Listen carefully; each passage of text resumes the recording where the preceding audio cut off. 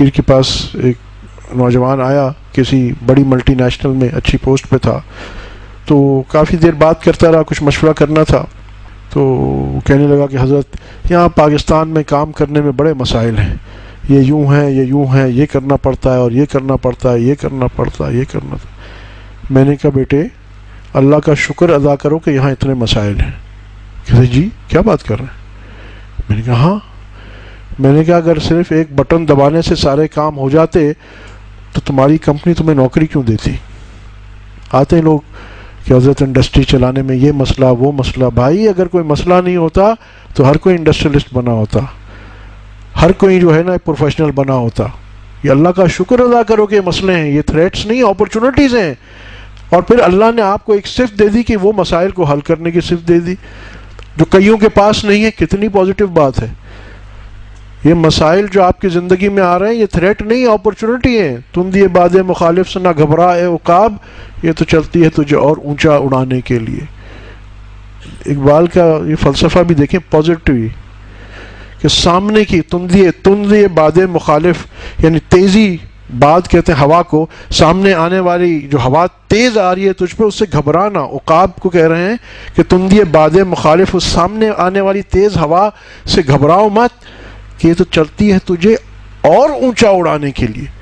اب دو پرسیپشنز ہیں نا اس کو دیکھنے کے، جو ہماری زندگی میں مسائل آتے ہیں، یار میں تو جو بھی کرتا ہوں میرا کاروبار نہیں چل رہا، میں تو جو بھی کرتا ہوں یہ نہیں ہوتا، یہ مسئلہ ہے، وہ مسئلہ ہے۔ سامنے کی ہوا کیا کرتی، جب سامنے سے آتی ہے آپ کو پیچھے دھکیلتی ہے۔ مگر ایرو ڈائنامکس کا اصول ہے، آپ جہاز میں کبھی گئے ہوں گے تو کبھی آپ دیکھتے ہیں کہ ایک کونے سے جہاز پہلے رن وے پہ دوسرے کونے پہ جاتا ہے، بھائی اڑنا ہی ہے نا، جب ادھر آ گئے ہو تو یہیں سے اڑ جاؤ، نہیں۔ حالانکہ یہاں ٹیل ونڈ اس کو ملتی ہے، پیچھے سے ملتی ہے۔ ایرو ڈائنامک کا اصول ہے کہ جہاز جب ٹیک آف کرے گا تو اگینسٹ دا ونڈ کرے گا۔ کیوں؟ کیونکہ جب سامنے سے ہوا آتی ہے، ذرا سا جہاز یوں ٹیڑھا ہوتا ہے تو ہوا اس کو خود اوپر کر دیتی ہے۔ نشان حیدر، ستارہ جرت گھر بیٹھنے والوں کو نہیں ملا کرتے۔ اور دوسرا یہ بھی آپ دیکھیں، سارے سال میں 23 مارچ آئے گا، 5-7 لوگوں کو ستارہ بصالت، ستارہ جرت مل جائے گا۔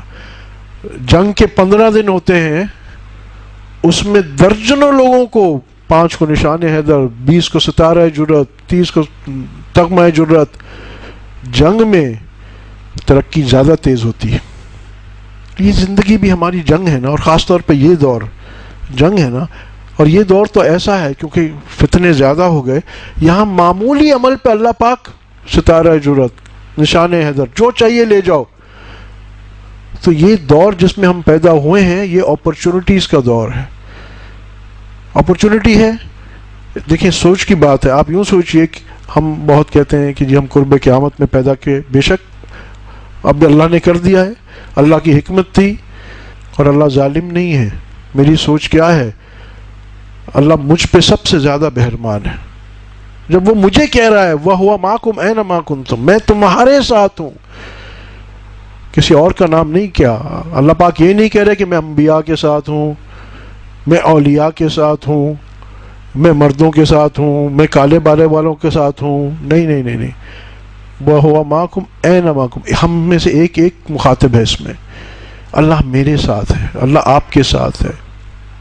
پھر وہ اللہ پاک فرماتے ہیں میں تمہاری، یعنی آپ کی میری، میں تمہاری شارک سے زیادہ قریب ہوں۔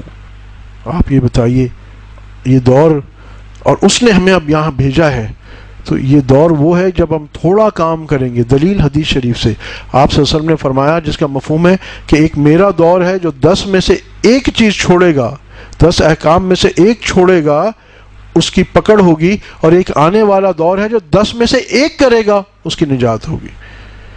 کتنی بڑی اپرچونٹی ہے۔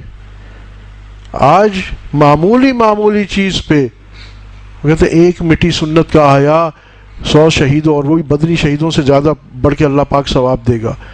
بھائی آپ صلی اللہ علیہ وسلم کا جو زمانہ تھا اس میں تو الحمدللہ کوئی ایک سنت بھی مٹی نہیں ہوئی تھی، تو یہ اپرچونٹی ان کے پاس نہیں تھی۔ آج یہ اپرچونٹی ہمارے پاس ہے۔ ہم نے، یعنی ایک عرض کرتا ہوں کتنا آسان، پیر چپل پہنتے ہوئے سیدھے پیر میں پہلے پہن لی، نیت ہے سنت ہے، اتنی آسان چیز، اور ثواب کتنا بڑا، 100 بدری شہیدوں سے زیادہ بڑھ کے۔